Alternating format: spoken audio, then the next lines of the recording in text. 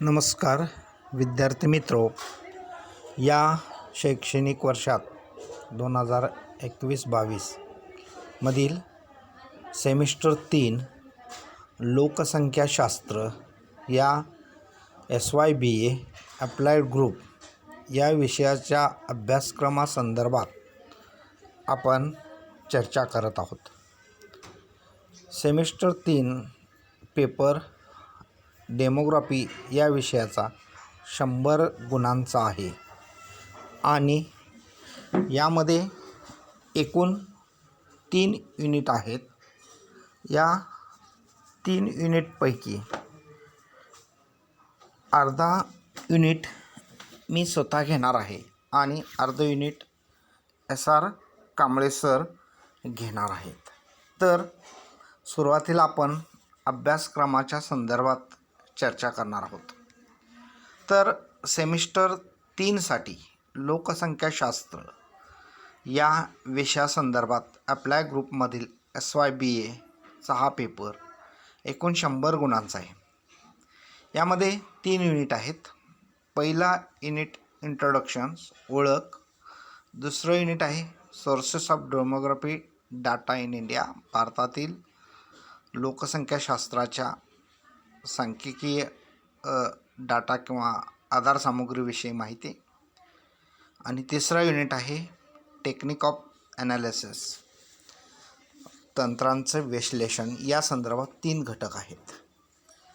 यातील घटक क्रमांक 1 इंट्रोडक्शनमध्ये आपण पाहणार आहोत लोकसंख्याशास्त्र म्हणजे काय, लोकसंख्याशास्त्राची व्याख्या, त्याची ओळख, त्याचं स्वरूप आणि व्याप्ती या संदर्भात आपण या ठिकाणी चर्चा करणार आहोत. त्याचबरोबर लोकसंख्याशास्त्राचा इतर विषयाशी असणारा सहसंबंध याही संदर्भात आपण या ठिकाणी चर्चा करणार आहोत. तर त्याचबरोबर याच टॉपिकमध्ये आपण लोकसंख्याशास्त्राच्या काही सिद्धांत अभ्यासणार आहोत. यामध्ये 3 सिद्धांत आहेत. पहिला सिद्धांत आहे डॉक्टर थॉमस माल्थस यांचा सिद्धांत आहे लोकसंख्याशास्त्राचा. दुसरा सिद्धांत आहे पर्याप्त लोकसंख्येचा सिद्धांत आणि तिसरा सिद्धांत आहे लोकसंख्या संक्रमण सिद्धांत. या 3 सिद्धांतांचा आपण सविस्तर अभ्यास करणार आहोत. त्याचबरोबर या युनिटमध्ये भारतातील लोकसंख्येची वाढ, ग्रोथ कशी होत गेली याचा इतिहास आपण अभ्यासणार आहोत. स्वातंत्र्यापासून आजपर्यंत भारतीय लोकसंख्येत झालेला बदल या संदर्भात या घटकामध्ये आपण विद्यार्थी मित्र सविस्तर चर्चा करणार आहोत. त्यानंतर याच टॉपिकमध्ये भारतीय लोकसंख्येची वैशिष्ट्ये का आहेत, ती वैशिष्ट्ये याही संदर्भात आपण सविस्तर चर्चा करणार आहोत. काही वेळेला ही वैशिष्ट्ये आहेत आणि भारतीय लोकसंख्येचे ते दोष पण काही ठिकाणी यात दिसून येतात. त्यांचा आपण सविस्तर आढावा घेणार आहोत.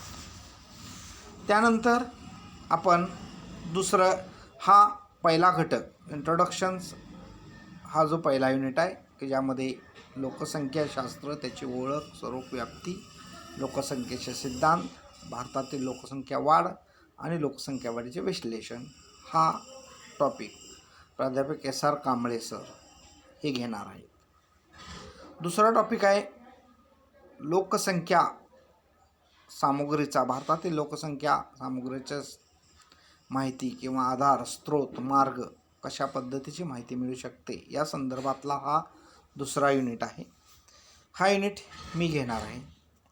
यामध्ये पहिला घटक आहे silent feature of census including 2011 census, म्हणजेच भारतातील जनगणना म्हणजे काय, जनगणनेचे वैशिष्ट्ये, जनगणनेचा इतिहास आणि तो इतिहास सुरुवातीपासून तो 2011पर्यंतच्या जनगणनेपर्यंत त्याचा आपण सविस्तर अभ्यास या घटकामध्ये करणार आहोत.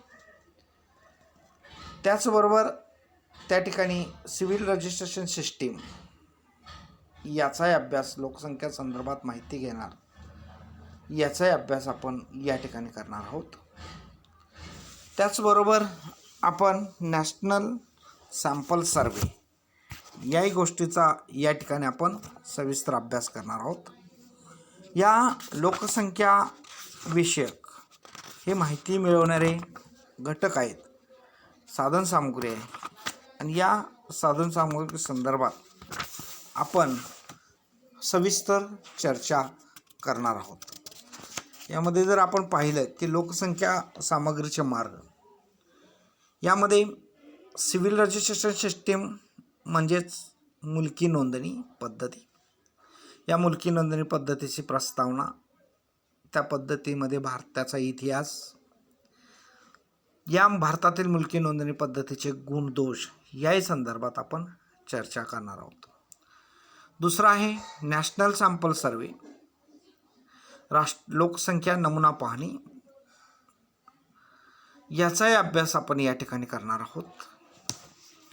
आणि लोकसंख्याशास्त्रीय पाहणी, त्यामध्ये भारतातील काही महत्त्वाच्या लोकसंख्याशास्त्रीय नमुना पाहणीचा आपण सविस्तर अभ्यास करणार आहोत. त्याचे गुणदोष पाहणार आहोत, ती पद्धती कशी अस्तित्वात आली, त्याचा इतिहास काय, त्यामध्ये कोणत्या गोष्टींचा समावेश करण्यात आलेला आहे, त्याची सुरुवात जगात कुठून झाली, याही संदर्भात आपण अभ्यास करणार आहोत आणि त्याचे गुणदोष यांची चर्चा करणार आहोत.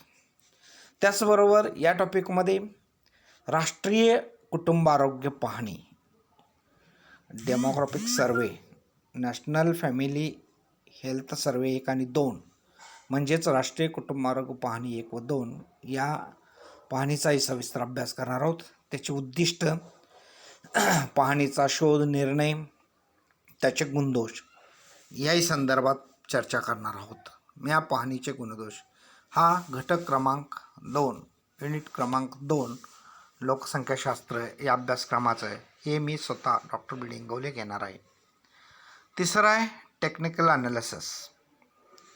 या टेक्निकल ॲनालिसिस किंवा लोकसंख्या विश्लेषणाची तंत्रे, या लोकसंख्या विश्लेषणाचे तंत्रे यातला काही भाग मी आणि यातला काही भाग कांबळे सर घेतील.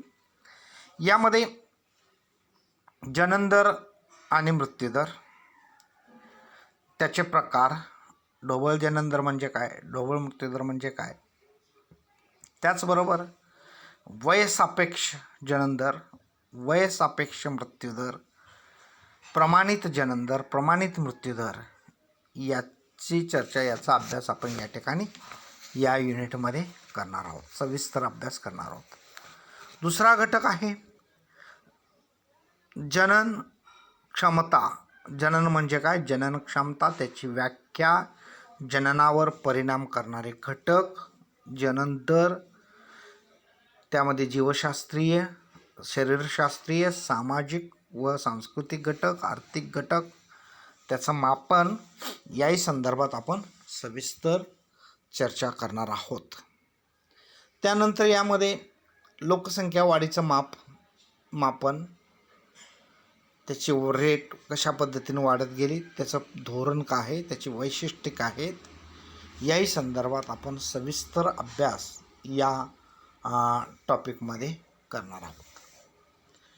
या अशा पद्धतीनं या लोकसंख्याशास्त्र 100 गुणांचा एकूण 3 टॉपिक आहेत आणि आम्ही दोघे मिळून topic 1 sir Kamble sir, topic 2 मी, आणि टॉपिक 3 मध्ये काही भाग ते घेतील, काही भाग मी घेणार आहोत. आणि अशा पद्धतीनं या ठिकाणी हा 100 गुणांचा पेपर आहे. याच्यासाठी आपल्याला पुस्तक एक ग्रंथालयामध्ये उपलब्ध आहेत, 3-4 पुस्तकं उपलब्ध आहेत. त्यामध्ये आपल्याला लोकसंख्याशास्त्र फडके प्रकाशनचं भोसले काटे यांचं पुस्तक ग्रंथालयात आहे. त्यामध्ये बऱ्यापैकी 60, 70 ते 80% अभ्यासक्रम आहे. त्याचबरोबर लोकसंख्याशास्त्र म्हणून प्राध्यापक ठक्कर यांचं सुद्धा एक पुस्तक फडके प्रकाशनचं ग्रंथालयात आहे. त्यामध्ये सुद्धा बऱ्यापैकी अभ्यासक्रम आहे.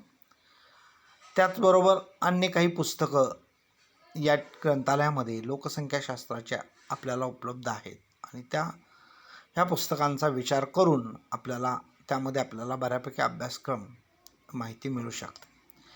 तरी पण यामध्ये काठे भोसलेंचं पुस्तक अतिशय उत्कृष्ट आहे. त्या पुस्तकाचा आपण वापर करावा किंवा ग्रंथालयामध्येही त्याच्या प्रती भरपूर आहेत, आपण ती घ्यावी अशी आपल्याला मी विनंती करत आहे. तर अशा पद्धतीनं लोकसंख्याशास्त्र हा आपल्या ग्रुपला SYBL असणारा पेपर आणि या पेपरमध्ये 100 गुणांचा पेपर आहे आणि 100 गुणांच्या पेपरच्या संदर्भातला हा अभ्यासक्रम आणि अभ्यासक्रमाची आपल्याला केलेली चर्चा या ठिकाणी पाहणार आहोत. धन्यवाद. या ठिकाणी आपण थांबूया. जय हिंद, जय महाराष्ट्र.